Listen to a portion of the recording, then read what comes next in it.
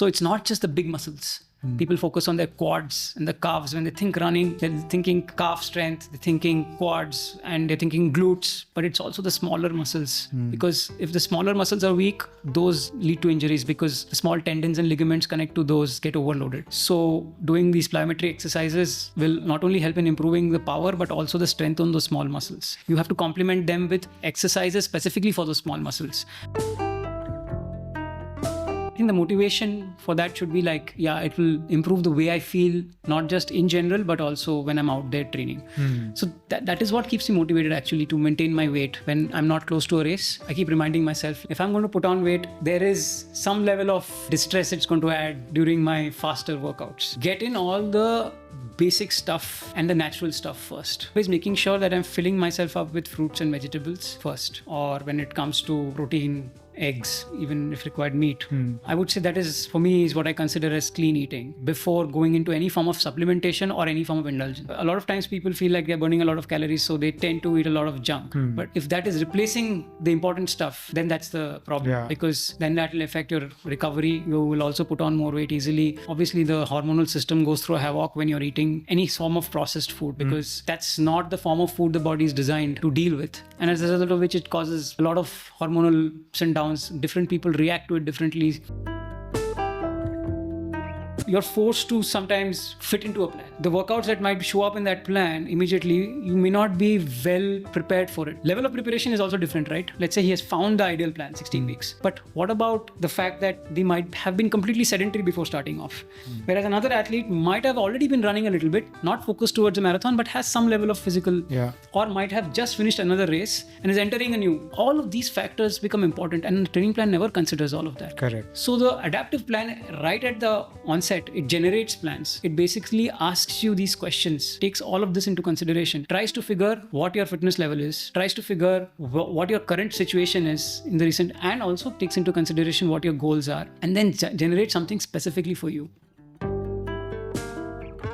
I am Venki, a working professional in IT as well as an amateur masters athlete and a coach for endurance sports.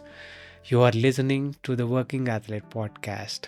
Here, I talk to working athletes from all walks of life and experts from various sports to provide you with inspiration, training tips, and lifestyle advice. If this is something that interests you, I have a small request from you.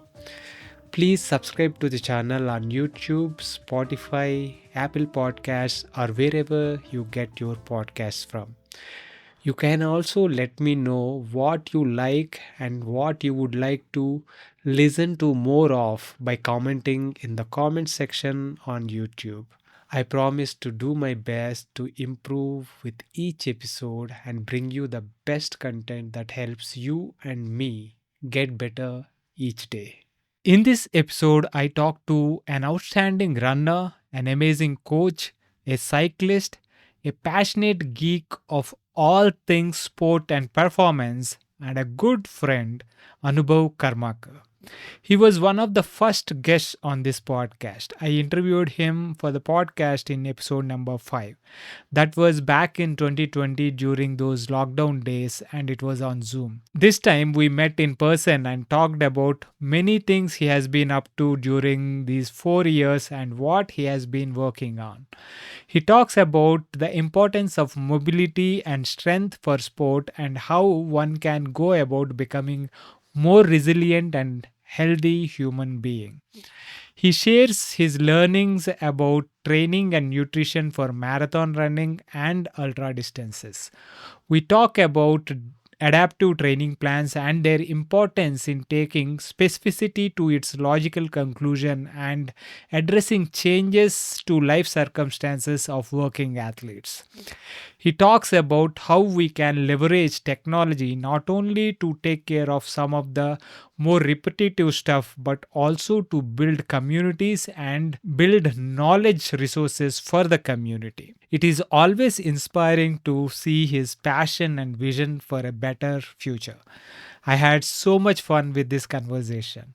I hope you will enjoy this as much as I did. This episode is brought to you by The Bike Affair. If you are in search of a one-stop destination that caters to all your cycling needs, our today's sponsor, The Bike Affair, is the perfect place to check out. I have known the founders of the Bike Affair, Krish and Gokul, personally for nearly 15 years now. In fact, my first century ride was with Krish back in 2008. They are both exceptional human beings and entrepreneurs that believe in providing exceptional service to their customers. And it shows. With over 14 years of experience, the Bike Affair has established itself as a trusted source offering honest advice and exceptional service. They are offering a special treat for the listeners of this podcast. You can enjoy a 10% discount on your first order by using the code BikeyWenky on their website. So if you are in Hyderabad, visit their store in Kondapur, or if you are anywhere else in India, shop online by using the link thebikeaffair.com. I will leave the link in the show notes. Now, enjoy the podcast. Welcome back to the podcast, Anubhav. The first time we spoke on this podcast was nearly 4 years ago. That was the episode number 5. Right. So it's been nearly 4 years. Wow. Yeah. Yeah, but it's been great to see how you've been. I think that back then you were just starting off and you've kept going, and it's amazing to see all the stuff that you've put together. And it's always a pleasure to be back here. Yeah, we were doing it on Zoom back then. Now it is a pleasure to sit right in front of each other and chat. Come a long way. Yeah. Both of us in many ways, I think. So let's talk about that. So what changed in these 4 years? Say, let us maybe in terms of training or your thought process for training. Let us start there. It may be a little bit of a broad spectrum question, but yeah. I mean, to be very honest, because these have been unusual years starting off, I think was the last one during the pandemic itself. Yeah. So just we were getting out of pandemic. Yeah. So that was when August, I think.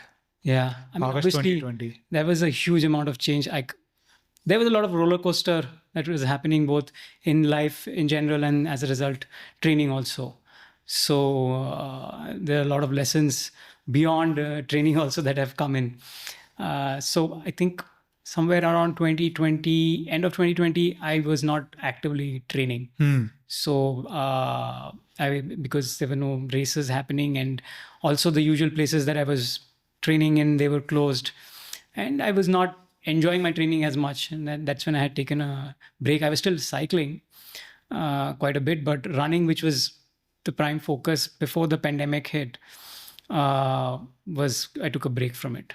And since then, I mean, I've realized one thing is like in all these years of training that I was doing, my number one priority has always been staying injury free. That's my top mantra, let's say. And the only time when I actually developed a major, let's say, physical issue was when I actually stopped training. Wow, interesting. Yeah. I developed a hip imbalance towards end of 2020, to the extent where it was difficult to get out of bed without actually rolling out of bed. Wow. I had problems walking. It took me some time to even walk for 2 minutes at a stretch. Dude. So that was quite surprising. And I think for me, that became an area of learning for me. And I probably now know each and every single muscle that is there in the, let's say in the core area, the hip, right? Because it's quite a complex piece of, the beauty of the human body is something also you realize, like it takes a lot to keep everything in balance. True. And how not acting the way a human body is supposed to be doing. Like that's probably what happened in the pandemic. It's like before the pandemic, I was like active. So even though I was sitting a lot at the desk, but there was fair amount of activity happening, which was keeping things in good shape. But when that stopped suddenly, that realization came in that a lot can go wrong. Even though those things were not there when I was sedentary, like when I started off training for long distance running or cycling, I wasn't very active person. I was obese. I came from there. I didn't have those issues back then. But this can develop even when you have been acting for a period of time, fair bit of time, performing at a fairly decent level as an athlete, and then a sudden break can have certain impacts. And I do see that amongst the athletes that I am coaching, people who sit long hours or go through a phase where they have to spend long hours without getting up, tend to have these issues a lot more. So my learnings were more in that area, like mobility. Right. And that's why that became my area of focus during the pandemic. I started learning about movement and mobility, and how quality of movement also is very important. Right. And that somehow in our world of training we often ignore, because our focus is so much on distance, duration, intensity, power, True. pace. Hmm. But often we overlook quality of movement and just the basic preparation that a body needs in terms of the ability to move, even if you're performing strength and conditioning. So that became another area of study for me. Like, I've spent a lot of time studying strength and conditioning specifically for endurance athletes. That's what I started focusing on. Maybe all of that stemmed from the issues that I started facing, because I wasn't doing so much strength training in the past, and I wasn't facing any issues. I was able to stay injury free. I was able to handle a high volume of training. I think I was running about a full marathon at that point of time. At, let's say, just before the pandemic, I think it was 2 hours, 38 minutes. My training volume was about like 120, 130 kilometers. And I wasn't doing a lot of strength training. And I also knew of other athletes who were performing at an amateur level at, let's say, close to 2 hours, 20 minutes.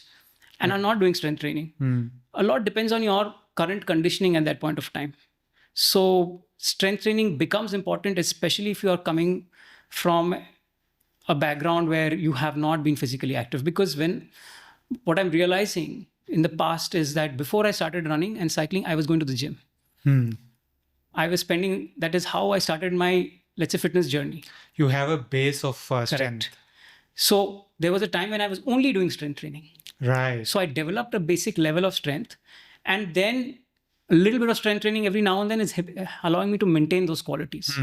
Having said that, it's not that I will never know the impact of not doing strength training, what it might have had in terms of performance. Right. That maybe if I had included strength training, maybe it would have allowed me to train better. It would have probably allowed me to progress better. So that part we don't know, but at least what I was aware is that I was not facing issues as a result of low amount of strength training.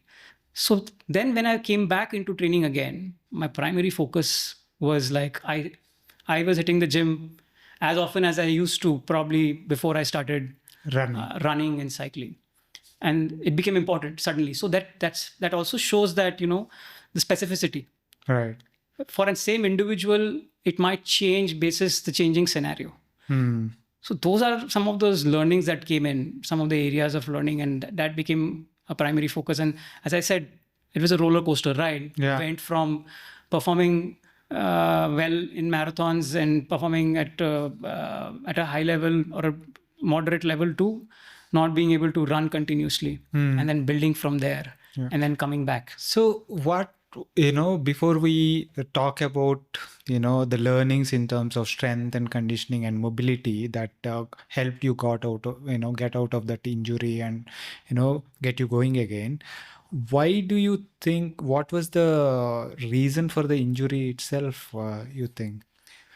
So there are many schools of thought for this. Like, it's even difficult to figure out what is the major, what exactly, which particular muscle or tissue is really causing it.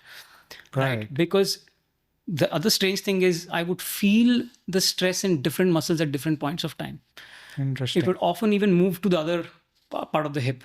So basically what I've realized is that sitting around a lot could have shortened the hip flexors, because your body, what it does is it generally tries to maintain a level of tautness in the tissues so that it can react very quickly to any movement. Now, if you are predominantly sitting around a lot, it will make those adaptations so that you are able to, respond quickly to any reflex action that is required. Right. That is what they say is one school of thought of why sometimes being sedentary can cause changes in the hip area. So I definitely felt like something related to the hip flexors, which then contributed, because once that takes a slack, once that becomes weak, the stress goes to the other tissues or the other ones which are also responsible for maintaining the balance. So the TFL, to compensate the quadratus lumborum, they become overactive because they need to sort of help you stay, or they are being forced into a position or a length which it's not supposed to be. But it's quite perplexing actually, and that is why it is important to then start working on a rather well-rounded hip mobility and hip conditioning and hip strengthening. So instead of focusing on any one particular muscle, it's important to like work on all of them, and eventually over a long period of time that balance restores. And I can tell you one thing is that it doesn't happen, it's like I still haven't regained the same balance. I still it's not bothering my training anymore, but it's still not what it used to be. It's not 100%. I still have the imbalance. Right. And it takes time, I guess. Yeah. I have to keep working on it. So even though I am probably back to or even better running shape than when I left off, right, but it's happening in spite of having not resolved that issue completely. So but it's important to continue to work on it, and I think even when you're not training, probably it's important to maintain a good level of hip mobility. Let's say you are forced into a situation wherein you're not able to run. Let's say you've injured yourself. Like, you could have met an accident and you've injured yourself, right? Which might require you to take time off for a few months.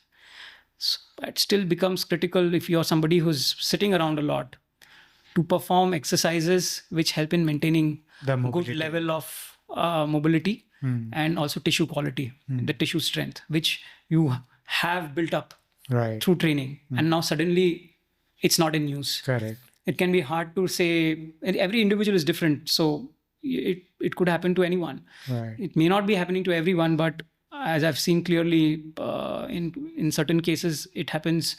Some people have a higher propensity for that to happen. I don't know if there is a way to figure that, but instead of trying to figure it, I think that is why it becomes important to still stay on some form of mobility program, even when you're not active. Right. Actively pursuing goals in a particular sport. Yeah. Excellent. So what are the learnings from this, exercise of trying to get yourself back in terms of mobility and strength? Yeah. What are the key learnings from there? Because I started from scratch, the learning went beyond what I just said, right? Like I just said, like it's important to continue to work on mobility even when you've stopped. But also, since a lot of people, if you notice in running, your running form can make a difference in terms of how much stress your body is going through. Also, ability to perform better. One of the components of ability to perform better is better running efficiency, which can come from better running biomechanics or better running form, right? Now, often people will be working on drills, etc., to improve it. But one has to understand that the drills will only take you that far, or the workouts will only take you that far, provided the joints have the ability to Take change, load. to make that change happen. And often the drills, etc., they will do the job provided your ability to extend mobility to its extreme is there. So if you have poor ankle mobility, and you have reached the limits of how much your ankle will allow you to, move well, then no matter how much of speed training you do or how much of drills you do, both contributing, one of the factors that they help improving is the biomechanics and, the running form. There are many other reasons why you do it, like certain workouts, speed workouts, hill workouts. It's not like it serves one purpose. It serves multiple purposes. One of the purposes are that it can help improve the running form. But often the limitation is somewhere else, right? And that is why it is so important that keep working on various different components, right? So do the drills, do the workouts, but at the same time, assess your mobility. Like if you don't know whether you have a limitation in mobility or not, then you are pretty much going blind, right? And you might be trying a lot of different things, but it's not working out because something at a very foundational level is not right. That's when somewhere, I don't remember exactly when, I think in 2022, I pursued a certification in functional movement screening. Right. Because my next question was, okay, then how do we find out if there is a particular thing that I need to focus on? So there are actually assessment protocols which can help you understand whether you have limitations in your ankle mobility, if you have limitations in your hip mobility, and as a result of which you can design a program of corrective exercises which will help you address that. So then that becomes part of your program, which will then unlock certain things which will further help you improve your running form and your movement quality by doing other workouts. Right. So how do you say someone who is looking at, hearing to this podcast right now, understand that, okay, now mobility is very important. How do they say, do some simple steps and say, find out where they are lacking that, and how do they go about, maybe improving it?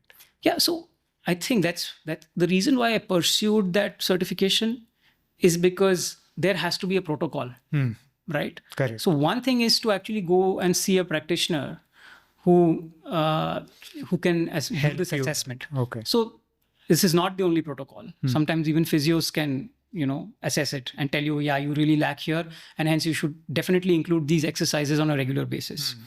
But from everything that I studied, I found that the functional movement screening protocol, it has been cited in multiple places, in multiple certifications, etc. And then I went through it. I also found it quite comprehensive, and I liked how it is. I liked how the assessment is not only the assessment being comprehensive, but the follow-up corrective exercises, the program is also quite comprehensive. Right.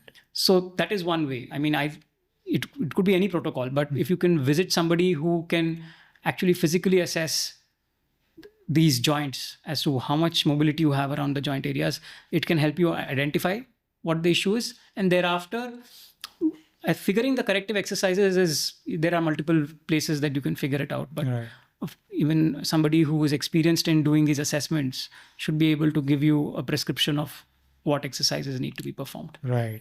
So typically when we visit a physio for because of an injury or an issue, that is something that they tend to do, right? The screening in terms of your mobility and strength. Yes. They take you through that functional movement screening, as you put it. Yes. Okay. That is something that you can, actively pursue. Yeah, you should do it preemptively instead of, usually what happens is you figure out an issue is there. Now the issue might be happening somewhere else, and they figure that this might be the root cause, and then you start working on it. But it's not only when you develop an issue that you really should be looking at improving mobility. Sometimes if you are looking at performance improvements, right? And you see that even if you're not like plateauing with your performance, you're improving, but you could make it a much more less stress, because once your movement is better, you're able to push yourself a lot easier, and also the gains come in more easily. So there's a very high possibility that can happen. And often, let's say you're doing all the work and you're not seeing progress, it could be because there is a ceiling somewhere. Right. You're not seeing that ceiling. And then often you'll see athletes getting frustrated, as a result of which they start pushing further. They think that I need to push more, right? Or the program is wrong and I'm not following the right program, or this particular coach is not able to help me. I need to work with somebody else. And rightly so that, you need to do something else, but it's not necessarily a different, workout program or a higher level of, let's say, stress load. More mileage, more intensity. Because in general, what I've noticed, like amateur athletes very easily tend to go to overloading, right? And that overloading again causes further issue. So the issues primarily stem from either overloading or a physical limitation. True. Right? So there is a limitation, but you're trying to push through it instead of trying to work on that limitation. So you might be, so that's what I keep telling athletes is like, there are many pockets of improvement. But sometimes it is lopsided because you're not working on a certain pocket, and that has become the ceiling. So you're doing everything on these pockets, but the ceiling lies somewhere else, and that is limiting it. And then you tend to overload on these other pockets, and then it might break something. It might cause a little bit of frustration. Yeah. So rather than doing that, a more well-rounded program would do that. And that's something that I've been wanting to bring into programs in general, is like have a lot of assessment. Assessment is not only performance assessment, but also like mobility assessments and other physical assessments. Nice. Yeah, makes a lot of sense. So then what kind of, someone has figured out where they're lacking in terms of they got this screening done and they figured out where they are lacking. So where do they go next in terms of how to deal with them? Right. No, essentially, that's where your programming, your workout programming becomes critical. Right. So, I mean, I can only say from experience that that now as a coach, for me, what has changed is like there's a lot more focus on developing the physical qualities which a person should have. So even strength and conditioning, which I said became another important area for me to explore.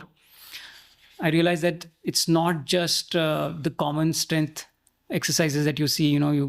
You're primarily looking at people working on their hip strength, bridges and planks, etc. But you're not doing a lot of work on plyometric strength, right? Which is an important part for a runner. You're not doing a lot of foot strengthening. Yet the smaller muscles, right? So that is where programming becomes critical. And I realized that, there are, even as time has passed by and people have realized the importance of strength and conditioning, they are doing strength and conditioning, but they may not be doing what will progress their strength. A lot of times what I've noticed is you ask a runner, are you doing strength training? They're saying, yeah, I've been doing it for 4 or 5 years. Right. But they're following a group strength training program. Often that is limited because true strength building will require a certain amount of load, which is specific to that individual. And it will have to, it just like you push your limits in certain workouts in training, even strength training requires you to be using loads which will challenge you towards the end. And only then will your strength build up. Right. So it's also not just what exercises you're doing, but how you're doing them. Then you come to strength training, the form is so critical. If you're not doing it in the right form, 2 things can happen. Either you're not going to be able to meet the purposes of that particular, the purpose is not being served, you're not building the strength properly, or there's also risk of injury. So that is where it is very important. In whatever way you must be working towards your training, you have to figure out the right program. So if you are visiting somebody who's a movement specialist, then you ask them to give you something specifically for you, right? And just like your running program or your cycling program is periodized program, the strength training is also periodized. Strength training can also be specific to the activity, the primary activity. If you're a runner, the exercises would change. The focus of your program would change. So that is an important aspect. But to give you examples, I would say for a runner, to summarize it at a very high level, it's important to build plyometric strength, because eventually a runner is pushing off their foot and how much power that can generate becomes important. If they are able to improve that plyometric strength, they will be able to do well in their workouts. If they do well in their workouts, that will improve their performance. So the physical quality changes and the quality of workout also changes. What do one do to improve plyometric strength? So it can start from very basic stuff. Just to start off, one would say, let's say pogo jumps, right? On the spot pogo jumps, you should be doing it at least once a week. But it has to be placed correctly in your strength and training program. If you're doing it as a part of a strength and conditioning program, it's better to start with the plyometric exercises. There are box jumps, drop jumps, a lot of things which track athletes do, right? Because that is what develops good running biomechanics, right? And also the qualities that you need. When you have those good qualities, so next time you go and do your speed workouts or your high intensity workouts, you will be able to perform a lot better. There is that base for you. Yeah. You will have lesser risk of injury, because let's say you foot lacks strength, you're going to be trying to compensate for it in some other way, and pushing too hard can lead to injuries, or you might not be able to progress in those workouts any further, because again, as I said, there's a ceiling. It could be. So I was talking about mobility ceilings, then there is strength ceilings. Yeah. Right. So it's not just the big muscles. People focus on their quads and the calves. When they think running, they're thinking calf strength, they're thinking quads, and they're thinking glutes, right? But it's also the smaller muscles, because if the smaller muscles are weak, those generally tend to lead to injuries, because the small tendons and ligaments connect to those get overloaded. So doing these plyometry exercises will not only help in improving the power, but also the strength on those small muscles. And also you have to complement them with exercises specifically for those small muscles, which you can do in the gym. Let's say ankle strength, like all the muscles which are there, the tissues that are there in the ankle, they're all very small. They're not big tissues and muscles. So any strength work that you do for these areas goes a long way in improving your movement quality. Yeah, small muscles, but once the pain starts around those, you can, be rest assured that the pain is really debilitating, right? And also they tend to become very easily chronic if you have not stepped back on time, because they also have low blood supply, right? Whether it's your Achilles tendon or anything in your foot, ligaments and tendons tend to have low blood supply, so they take more time to heal, right? So all in all, that's the realization that has come in for me, both as an athlete and as well as a coach, that we shouldn't just be focusing on the intensity of the workouts and so much focus. If you look, especially because their learning resources these days have changed, right? And you're looking at social media, and where you're only looking at a lot of the visual stuff, right? Right. And 1 minute reels. Yeah. But that's one of my endeavors is to, like, I think people are more interested in doing things when they learn more about the importance of why they should be doing it. And that's again another thing that I started working on. It's like building a knowledge base which is directed towards inspiring athletes to do certain things, right? That would be awesome. Yeah. So once they have that clear understanding of why they do something, they will do it more regularly and they will prioritize it. Yeah. Often doing these things is boring in comparison to, let's say, going for a long ride or doing a hard workout or going for a race. Like, often I hear back from an athlete, initial conversation is, but this is what excites me, right? But I'm telling you, like, I try and tell them that you'll kill that excitement, right? Beyond a point of time. In order to continue with the excitement over a longer range of time, it's important to do some of the boring stuff. Right. And that boring stuff is not just that easy run or that easy ride you go and do, but also the time you spend in the weight room, the time you spend working on improving your mobility. And so don't just follow a generic program. Like some will say, yeah, I'm doing yoga.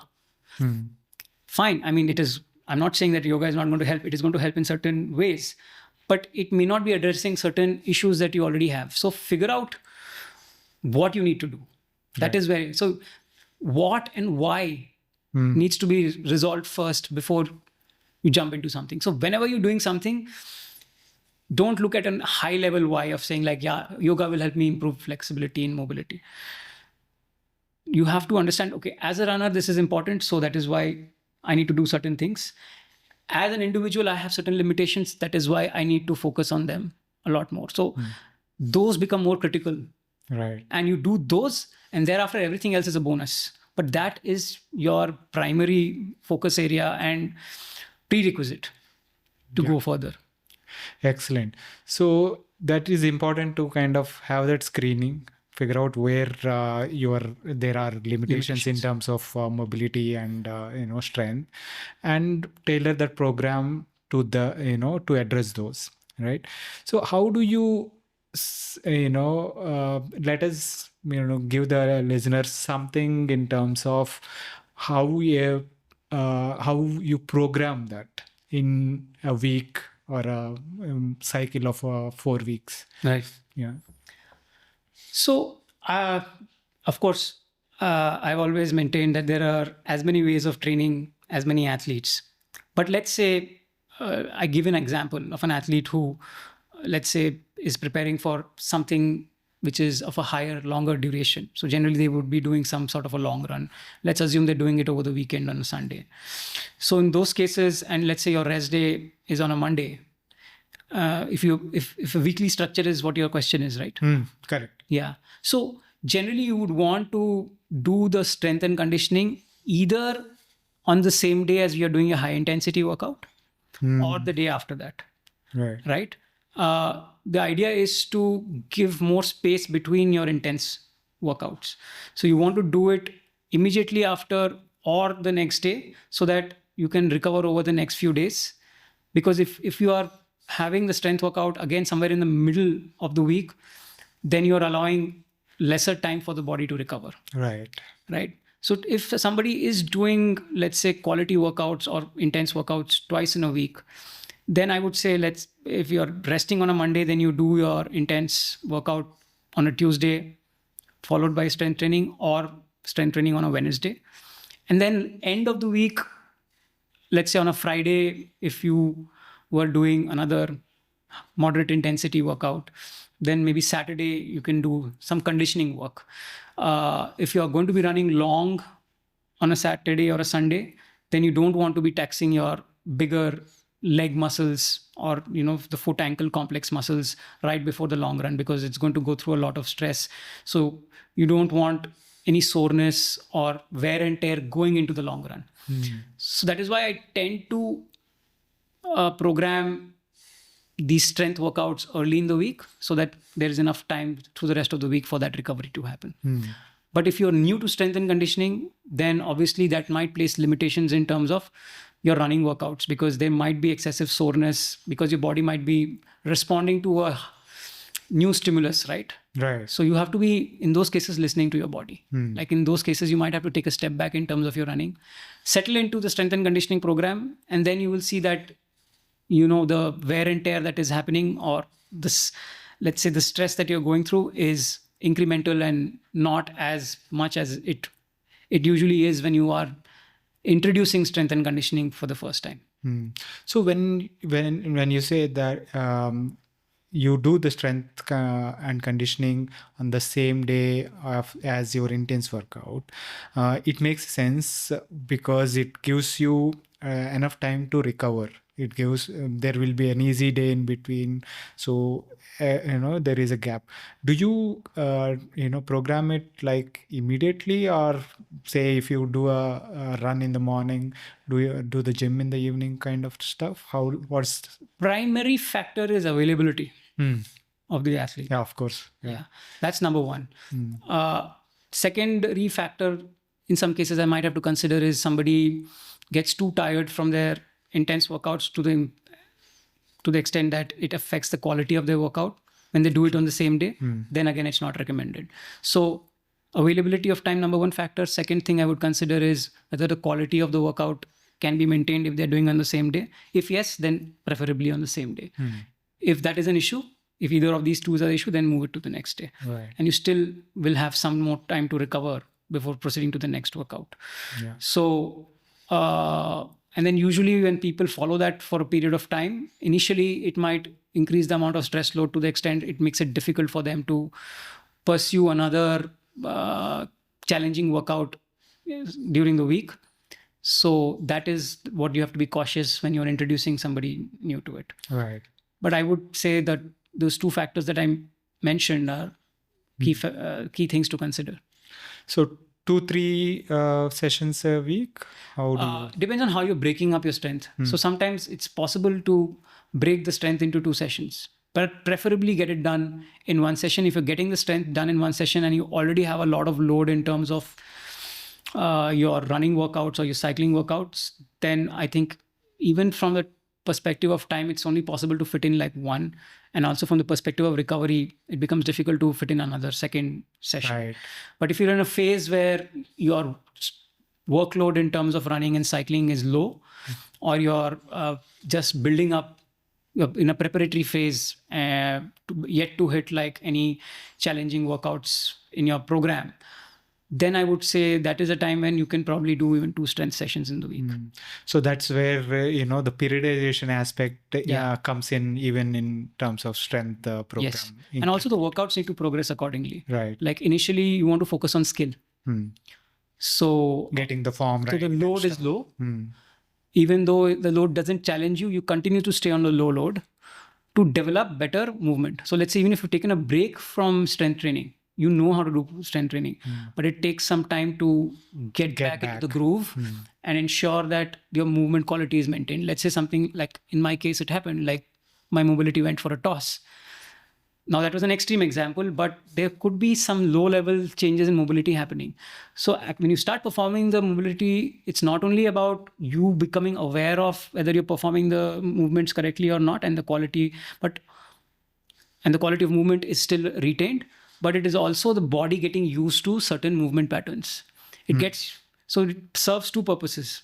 One is you learning the movement pattern, and also if there are any limitations, sometimes that gets addressed just by doing, because the corrective exercises that I was talking about are also similar. They are movements. Right. Those movements is what forces those tissues into let's say better range of mobility. And that can happen by doing the strength exercises with low load.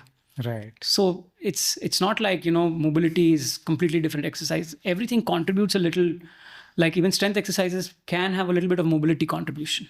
Correct. Yeah. So, but key point is movement quality has to be your priority. It's only after you establish good movement quality in whatever movement that you're performing. Let's say you're performing a squat, get your movement quality right, then progress to the next stage of strength training. Yeah.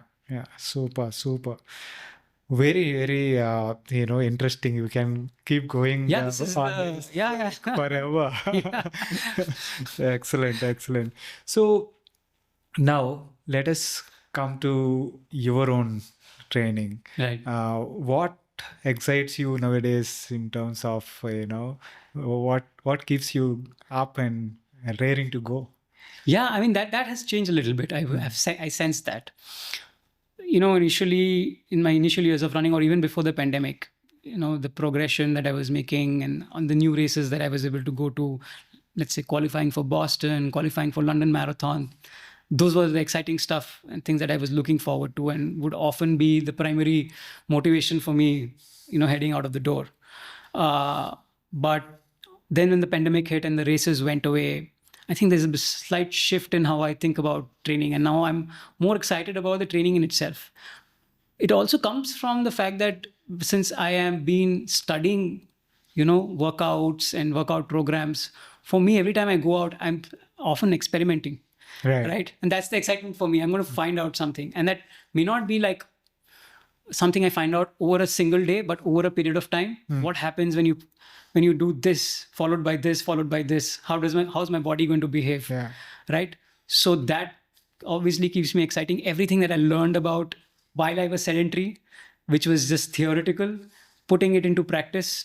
Obviously, I see that happening with the athletes that I'm working with, but there is a completely different level of experience when you perform it yourself, right? Because you can't feel what an athlete is feeling physically. You're obviously taking feedback, but this you can actually experience. And also you can't push as much with you can't take as much risk with your own mentees as you can with yourself, because you are there with yourself, right? You're able to stop yourself at the right point of time, right? As you start feeling that it is going overboard. Right.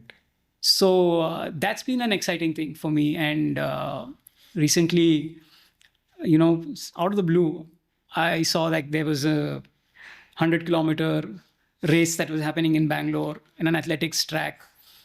And I've been coaching athletes for ultra marathons, but have never done one. Right. So that was always on the back of my mind. In fact, before the pandemic hit, I had signed up for Comrades, which is about 89, 90 odd kilometers. That was something I was looking forward to, but that did not happen. And after that, my focus again changed back to marathon running. And I saw this opportunity because it was a unique opportunity in the sense I wouldn't have to travel, right? So less logistics. it was happening within a confined space. So, and with the ability to have like a crew. So the thing that struck me is like, this is an ideal ground to do some experimentation. Right. Yeah. Right. So, and because it's easy to quit when you are running in an athletics track. Yeah. So my intention was to never finish the 100K, but to see how far I can go by training for about 4 to 6 weeks, right? I was already training towards a marathon, somewhere in the middle of it, using that base to see if I can progress and finish, or at least do something in a long range satisfactorily and finish strong. So that was another thing which I was excited about. Absolutely no performance goals, like no intention of hitting a certain time or even finishing the whole distance. What was that experience like, bumping up? Did you have to bump up the mileage by a long shot, or Not a lot, actually. Because let's say I was doing 110, 120 kilometers, probably pushed it to 150. But the nature of training changed. Like I was trying to spend more time on foot. So each run became longer. I was clubbing 2 long runs in the weekend, as against, let's say in a marathon, I would just have 1 long run. But in this case, I would want to fatigue myself the day before and then go into the next long run. So that is the major change. And in general, it's a lot of time on foot. The pace is slower, right? Because you're not doing the intense stuff. So you're actually spending a fair amount of time outdoors. And that's what I've realized is like, it's not just about the physical stress, but it's also the logistics of, it requires more mental bandwidth as well as time for you. Because let's say going into some of the longer runs that I was doing, I had to pay more attention towards nutrition. Because when you start going longer, it means you need to support your body even better. That's why a crew member is required, right? So that is the major difference between, let's say, marathons and ultra marathon. Like marathons, you can self-sustain very easily. It's not as complicated, but as you go longer, you have to give fair amount of consideration about how you're going to support yourself. Right. You can't really stuff so much on yourself to carry. Yeah. I mean, this was a different case because we were running an athletics track, so I didn't have to carry anything. But let's say you're doing an ultra where you are self-supported, right? Or with minimal support. There are fairly long segments that you have to support yourself. Right. That is also something that you have to figure, which was not something that I personally experimented with this time because I knew I don't have to do that. So that aspect is also there. So then the gear becomes a major aspect in ultra running, wherein you have to figure out how you're going to keep as much stuff with you. So it's important to figure out what is truly important for you, and also how you are going to be able to carry it conveniently. So while running. Yeah. So you have running vests, and in some cases you might, if it's really long, you might have to carrying poles. So nutrition, hydration, gear, all of that becomes so very, very critical. And so that is why moving from a marathon to ultra marathon, the complexity increases in terms of the support system that you require. Right. So how did the run itself go for you? I think I was really happy with the training itself. I was quite surprised at how my body was able to cope up with the increased volume. So definitely felt good about that. I think I did a 50 kilometer in training, which is the highest that I've ever run. So felt nice to be able to do that. We met right after that run, I think. That's right. Just a few hours, finished the run and I bumped into you. Yeah. Yeah. That was crazy. Yeah. I might have had some glow on my face that day. You looked haggard.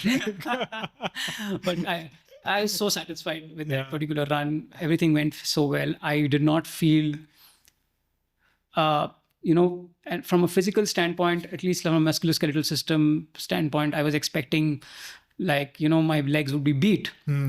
Although I was tired, but the system held up very well. So that is one way of even testing out how good your musculoskeletal system is Right. now, in musculoskeletal integrity is. So that was a good tick mark because I had focused so much on it, coming out of the pandemic, because I had so much of issues that I have developed. But to be able to go beyond the marathon and not have any major issues was a real good, I would say, tick in the box. Awesome. So what you talked about the nutrition, the changes in nutrition, and what how does that change from say half marathon to marathon to ultra marathon? So obviously, as the distance increases, the importance of nutrition rises up. Also, the nature of fuel you can use also changes. So the marathon, because you're self-supported, there are limitations, right, of what kind of food you can carry. Often somebody who is performance-oriented or moving fast will also have limitations in what kind of food they can digest. Right. Both of them becoming factors. Although you can, use a running vest in marathons and carry, let's say, more bulky food. It's possible, but generally, if you are going fast and you would want to, intensity, you might not be able to get it down. Yeah, and also using the faster fuels like energy gels or energy mixes, right? They will be good enough for you to last a full marathon. And but all that kind of food also can lead to GI distress. Yep. Right. That's so a big. Too much of that can also become a problem. So one thing as you extend the duration or the distance of your run, you can use various other sources of, let's say, slow burning food as well, like slower energy release food. And honestly speaking, the rate of energy release requirement also goes down. Right. So that is like a spectrum. As the distance increases, you can infuse more and more whole food. Because both your body will allow and the requirement also, because the pace will change, right? So you can depend on slower release. Slower release, the rate of absorption and rate of need, Yes, you might slow down, but the need and calories might go up. Do you think? Yeah, overall calories will definitely go up. So you will definitely have to keep fueling yourself. So, but the nature of the fueling can change. Right. Like you can probably include some mashed potatoes, right, in your or more fruits, let's say bananas, etc. You can mix it up, which is something I experimented with during. I eventually ended up doing 80 kilometers. So I used a mix of bananas, mashed potatoes, and energy gels. Right. So roughly how many calories per hour kind of thing? I was still maintaining, I think, somewhere close to, for my body size, I think I cannot recall exactly the exact number, but not very different from what I per do hour in a is marathon. similar. Okay, 60, 70, 80. Yeah, I think I probably was doing about 80 grams of carbohydrates. What's your weight now? My weight back then when I was racing during that race was 53. I've put on a couple of kilos since then.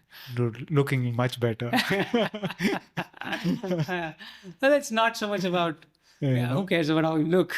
No performance, right? How fast you can go. That definitely helps. Like, maybe I should talk about that as well. It's like when it comes to nutrition, I think one area of focus should be like once you're getting closer to the race, it's important to be at a fairly decent weight. In fact, even through your training, you will realize how less stressed your body is, especially when it comes to running, right? If you're maintaining a good body weight, it just places that much less stress on all the joints and stuff. Yeah. Right.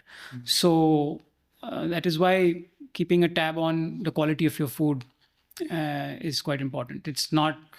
A lot of times runners and athletes fall into the trap of, I'm burning a lot, so it's okay. Yeah, right. I'm there all the time. Yeah. But important to keep a tab on how many calories you're consuming in total, and just to make sure, And I think the motivation for that should be like, yeah, it will improve the way I feel, not just in general, but also when I'm out there training. So that is what keeps me motivated actually to maintain my weight when I'm not close to a race.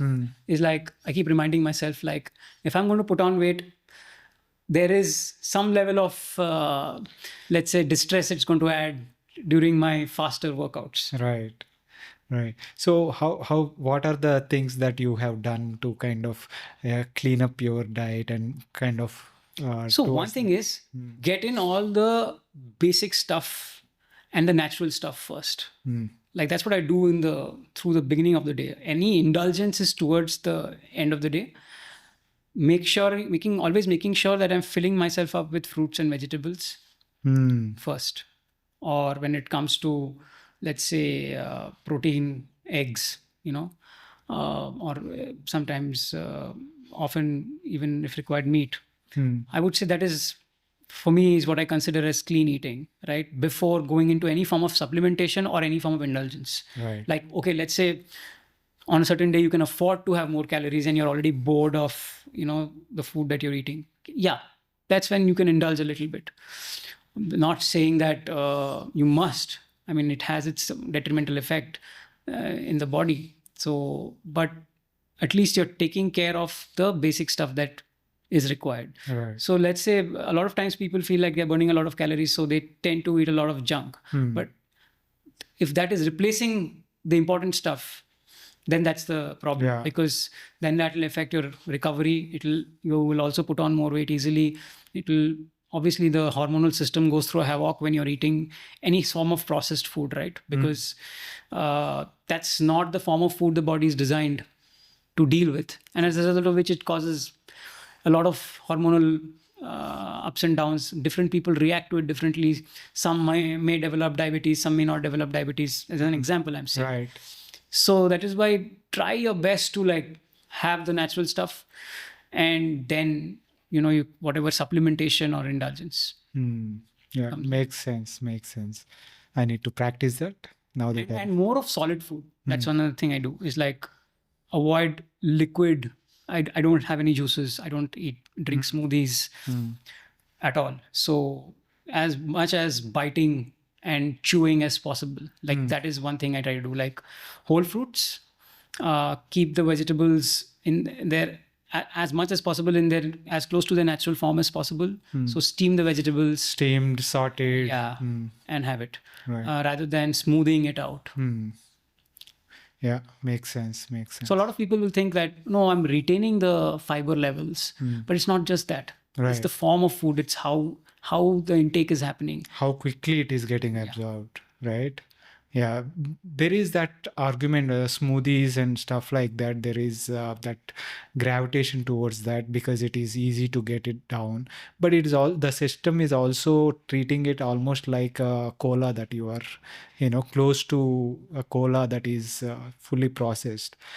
If your juices are almost equivalent to that, then what are you doing? So as an athlete, I've never really followed this principle of, you need to get your stuff in quickly. Like, I need to gulp down whey protein immediately after my workout. I, in fact, don't consume any supplements at all. The only supplement that I've been consuming in this phase of training that I've been doing, and I'm being fairly healthy, I have been able to be consistent in my workouts, is let's say on a long run, I require energy drink mix or energy gels and electrolytes. Right. So I only depend on them in exceptional circumstances where I really do not have other ways of getting in that nutrition which is required by my body. So it is a question of whether you really require the supplementation and whether you're in a situation which demands that form of food, right? Why I'm taking it is because, as I said earlier, in a race, it's difficult. When you're training hard, it can be difficult to process whole food. So if I'm taking something in between my workout, then maybe I will depend on a supplement, right? Or if my requirement has reached a place where it's difficult to like consume and get all of that in, or maybe it becomes too many calories to get some of the the nutritional requirements that you have, that's when you supplement. Right. So say in a really long runs and stuff like that, like 30 and all, do you consume something like that? Yeah. Especially if it involves fair bit of intensity as well, those workouts, a combination of intensity and volume, then the importance or my supplementation requirement goes up. Right. So mostly long runs, yes, I consume energy drink mix and electrolytes. Right. Excellent. So how does your typical diet per day look like? What all are involved in that clean? So morning is primarily like fruits and there's a lot of coffee. I wouldn't recommend that to anybody. It's bordering on abuse, the caffeine bit. So that is definitely one indulgence that I have, my caffeine indulgence. Anybody who knows me well is quite well aware, and often people who come in contact with me also get hooked to it. So that is so primarily I'll be having fruits in the morning. And if I've done an intense workout, then also proteins like eggs or meat. That is what I tend to have in the morning. And then I don't have a proper, like a big lunch. I keep biting into different kinds of salads, etc. Let's say the salads could be involving beans and other forms of mostly beans, right? Beans, a little bit of leafy vegetables, again some fruits mixed into it, stuff like that. And that is what I will. And then at dinner I will have carbs, oats or pasta, along with steamed vegetables. So the vegetables that I definitely get in regularly is carrots, beetroot, and beans, French beans, and every now and then broccoli, cauliflower. Right. And leafy vegetables, kale and spinach comes in with the salads that I have during the day. Nice. Good. So now let us talk a little bit about something that you've been working on for a long time and recently launched as you had a launch meeting in Hyderabad or something, right? Athloft app. Yeah. So let's talk a little bit about that. What is going in there? Sure. So what we did in Hyderabad was a pre-launch. So we were going to launch it thereafter after that pre-launch, but we have moved that launch date to the next weekend. So but the idea of doing the pre-launches was to educate people about not just the application. I want to first emphasize that it's not an application. The application is involved, but it forms the core of everything that we are doing. But what we are trying to do here is establish an ecosystem which primarily involves people, right? And the application, I'll explain what it does. It primarily adaptive plans. What it does is it reduces the function of the people involved to more high quality stuff. Interactions. Interaction and decision making. Right. So the application is doing some level of basic decision making. It is improving the accuracy of those decisions. And what I talked about, so this particular pre-launch that we did, we invited people who potentially become mentors. So how we see this program going with Athloft, like Athloft has been there. I started Athloft as a website, or rather, let's say even a name for the coaching outfit that I have or the club that I have. 2016? Yeah, around about 2017, I think. 2017. But I always had this intention of taking it further. But obviously these last few years for me was a huge learning curve as an athlete and as well as a coach. But while I was doing that, I was also working on establishing a system, right? Because I realized the limitations of how much impact I can have as a coach, right? It limits because I can only interact with only so many number of people. Right. So also during pandemic, because I increased the focus on building the system. So everything that I was learning, not only from knowledge, but also from practical experiences as an athlete, as well as practical experiences as a coach, I started putting it all down, like the thinking process, the decision making, what happens when, right? It's trying to structure it. And as a result of which I've built a system where you're not for, like, let's say somebody doesn't have a coach. What do you do in that case? Is you're generally a part of a community, or you're using a training plan. The community again provides a training plan. The training plan tends to be a static plan. You generally have typically what do you have? Like a beginner 16-week plan for a certain race, right? Now let's look at a scenario wherein the athlete has been training for some time, doesn't know are they a beginner or an intermediate? More importantly, people are not in buckets of beginner, intermediate, advanced. Exactly. They are on a spectrum. That was my number one problem statement. When I, as an athlete, started running and training or cycling, I was also using the same resources. I started off with a running group. All good intention, like the plan has good intentions, the community has good intentions, but it has limitations. Right? And those limitations are not being addressed. Right? Because people involved also do not have that level of experience. And they're all in silos. That's the other problem. It's like, even if you look at the structure of communities, you have mentors, but the mentors are not having the level of expertise that is required to take some of the finer decisions. Some decisions they're able to take effectively, but then some cases they may not be well positioned to take that, and they have no one to fall back on. Right. Like sometimes you just need a network of people. That network is not just the mentors, but also like experts. It might require the expertise of a nutritionist. It might require the expertise of a running coach. It might require the expertise of a physio. You should be able to fall back on that. Either the knowledge resources that might come from experts or the expert itself. Right.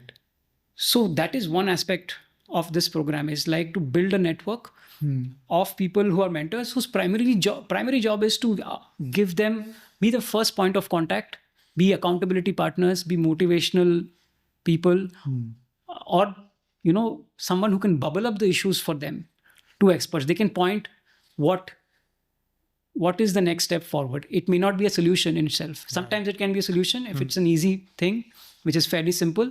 But in case it is not a simple thing, then they should be able to bubble it up, right? So that's the idea, is to bring the people together, the right knowledge resources accessible, that, and a program which in itself is not static and not fixed into boxes of, you could be training for something which is like 13 weeks away. What do you do? Your plans are like, say, a 12-week plan or a 20-week plan is what available. Typically, even that amount of variety is not available with training communities, right? So you're forced to sometimes fit into a plan. The workouts that might show up in that plan immediately, you may not be well prepared for it. Level of preparation is also different, right? An athlete starts, let's say, wants to start 16 weeks away from let's say he has found the ideal plan, 16 weeks.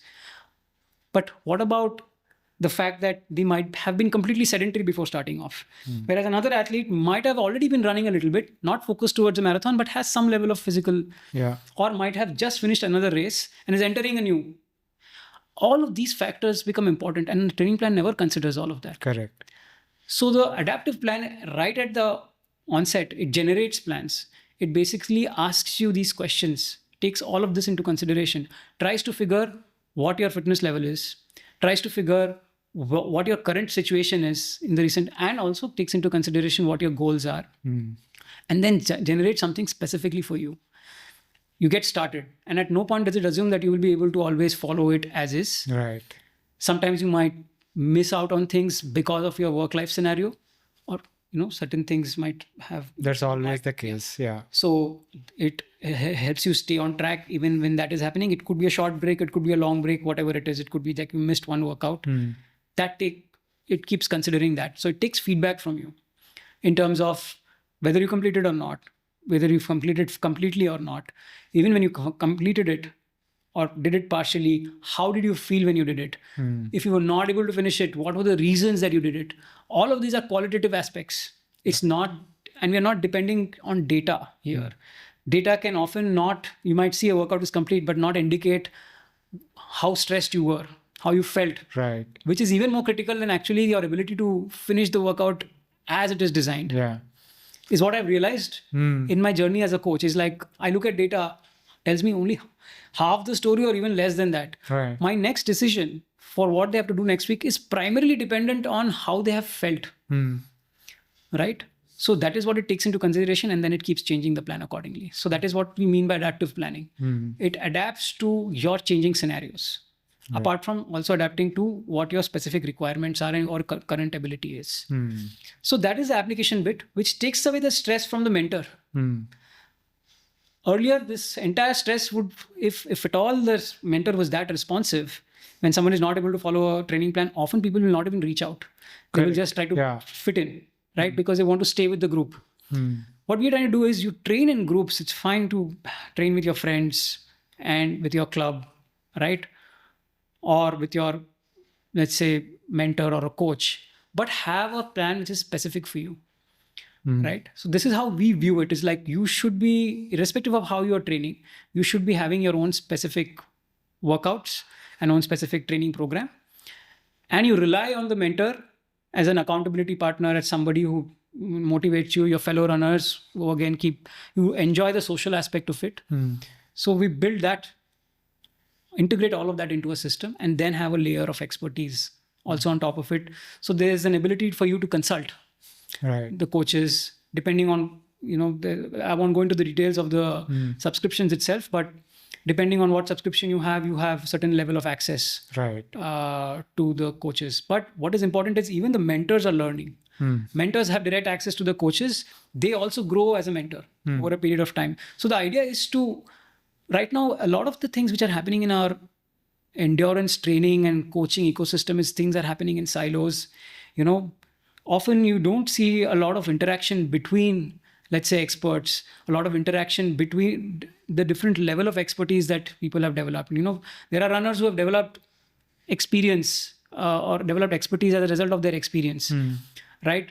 But that is, if they could benefit a lot more if they are also interacting with other experts, if they are sharing what is happening in their journey, and there could be qualitative growth in their level of understanding. And as a result of which, even the people that they're mentoring, they'll be able to pass on better. So the intention is to, first of all, resolve that issue of falling off the wagon when you follow a static plan, and make sure that people have more individualistic, specific things on their plate, and which is always responding to, their inputs. That is one thing. And also the community interaction that we have, the community involvement, is also geared towards a higher quality, serving the purpose of, it could be performance, it could be consistently being able to run, and just as a result of which, as I said in that particular pre-launch talk, I talked a lot about the virtue of patience and a lot of softer aspects about training, and how eventually we build health and fitness first, and then performance goals. And then on top of that sits the pursuit of, I would say the happiness of the pursuit. If you are happy with the pursuit that you have, not only does it increase the longevity of your pursuit, but just, you enjoy what you're doing a lot more, right? So that is the intent. That is the primary intent. And basically over the years, I've identified what comes in the way. I've seen that personally, and also with fellow runners and fellow community members. For sure. I think you answered some of the questions I have, because there is this trend towards, the AI is the buzzword, right? AI is the buzzword. Adaptive training kind of falls into that kind of category, where a lot of apps are coming up where,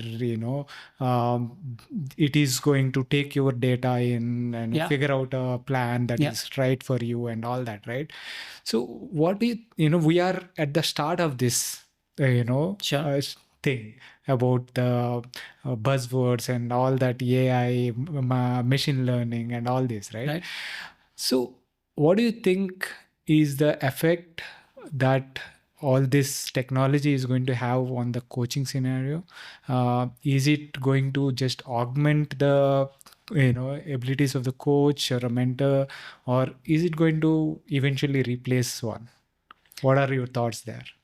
I think it would do all of that that you said. Okay. Right?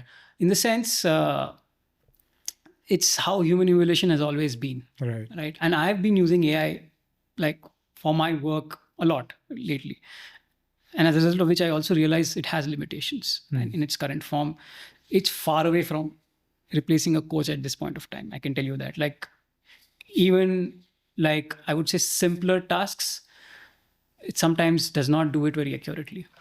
So when it comes to training, I would definitely, at this point of time, find it difficult to rely on the decision making of AI.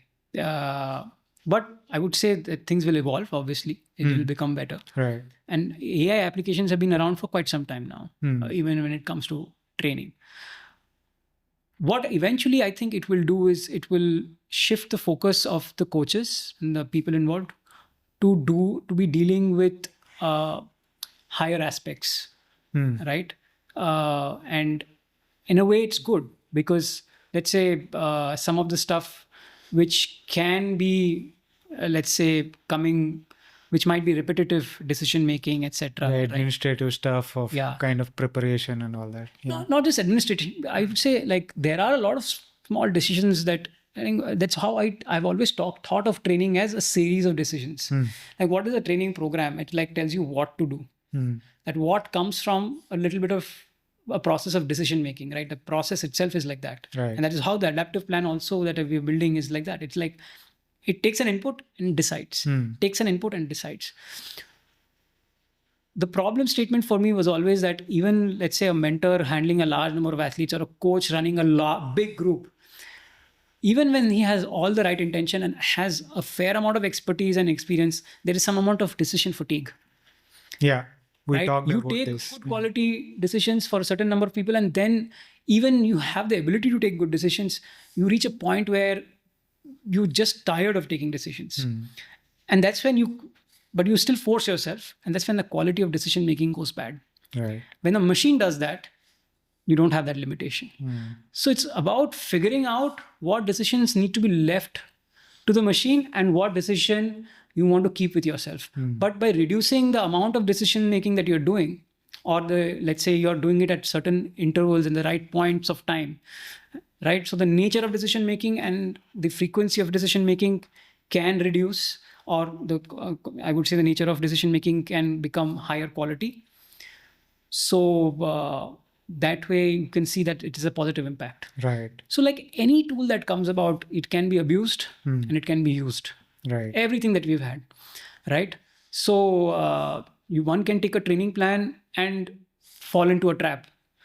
But if they know how to use that training plan better and, not blindly follow it and follow certain principles, they can still use it effectively. Like I have also used training plans. I have been through a phase where I found it difficult, primarily because I didn't know what to do in scenarios where, I'm, in a situation when I can't follow the plan. But when I developed that ability, I was able to use the plan more effectively. Right. So it's about knowing how to use the tool properly. Like, first of all, understanding the capabilities of the tool. And that is what is going to be the tough bit, because it's going to evolve a lot and very fast. Right. So you have to keep up with that evolution and see, okay, now we are at a stage where this we can rely on. That is something that we'll have to keep assessing. So I would say it's difficult to blindly fall back on, let's say, technology, but you can use it effectively. Like even the watches that we use, right? They have a lot of metrics. For years they've had. But often I've seen a lot of those metrics can't be used effectively to progress it. Often they are misleading. So these metrics have been around for such a long time. And when they were initially released, there was a lot of hope that, all of them will just revolutionize the training, right?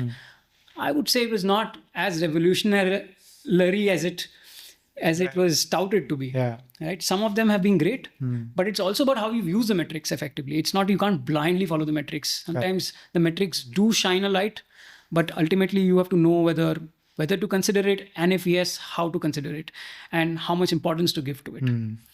So I think we're still at that stage, but as I said, like changes are happening quite quickly. So it's the difficulty right now, the challenge is to predict what kind of change is going to happen. Like what has happened with AI is awesome, like in the sense like, what it has done in terms of your ability to do work in general is tremendous. True.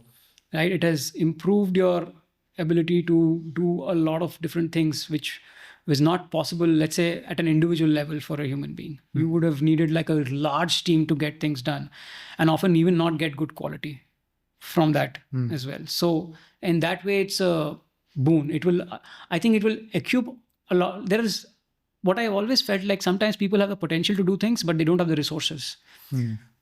AI is in way Can be that resource. it can equip you with all the things which were probably not allowing you to be effective. Right. So, but as I use AI, I've had my own share of frustrations. I often sent AI a message saying, I expected better than this. You definitely do not deserve a premium subscription. Very simple tasks. I was surprised. Sometimes I get shocked at what it can give me. And I get really pleasantly surprised. And then there have been times I've been frustrated. I've spent 3-4 hours trying to get the right output from it and it's not giving me. And for a fairly simple task.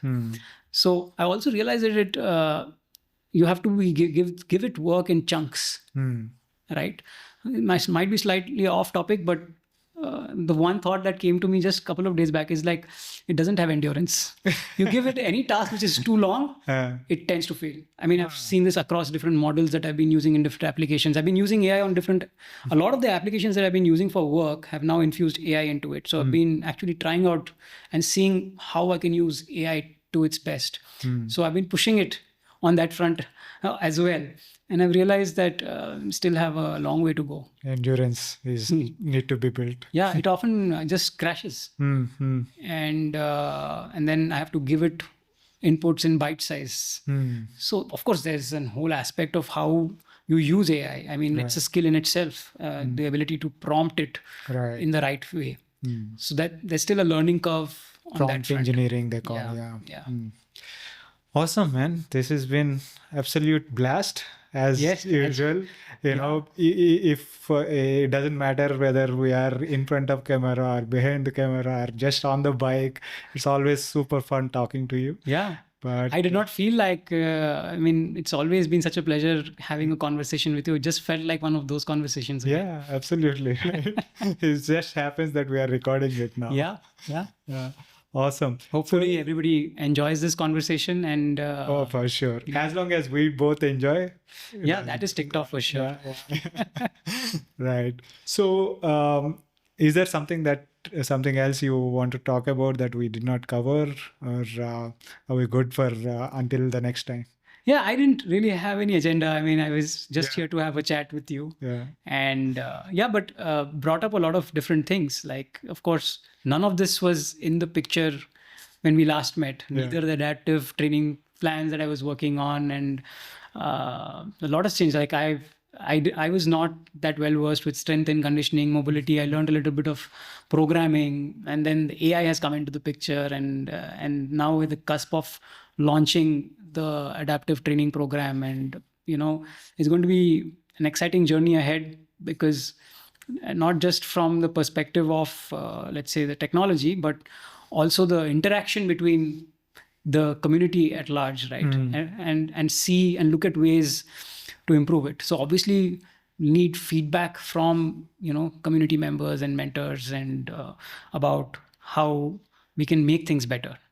So we're starting off with a certain idea in mind, and we have established some level of structure here. But as I told in the pre-launch meeting, like, this is only going to get better, and it will get just like the adaptive plan takes feedback from the athlete. The feedback from the community in general, like the mentors and the experts, is what is going to enrich this. So the idea is to be able to capture as much input, and then put it into the system, so that that is how it will evolve, it will grow. Right. I am sure it will go, do wonders, go places. And I wish you all the best with that. Thank you. And everything else that you're doing. You always been, very passionate about whatever you do. And I really, really appreciate all that you do. And I think some of that passion has rubbed off from you, and I'm so happy to be here, and that just keeps me going, actually. I mean, every time I meet you, I feel inspired, and thank you for all your wishes. Thank you. That was my conversation with Anubhav. I hope you enjoyed that. If you are enjoying these podcasts and are finding them useful, please consider supporting the podcast by subscribing to it on YouTube as well as on your favorite podcasting app. It really helps. Thanks again for your continuous support. See you next week with another guest.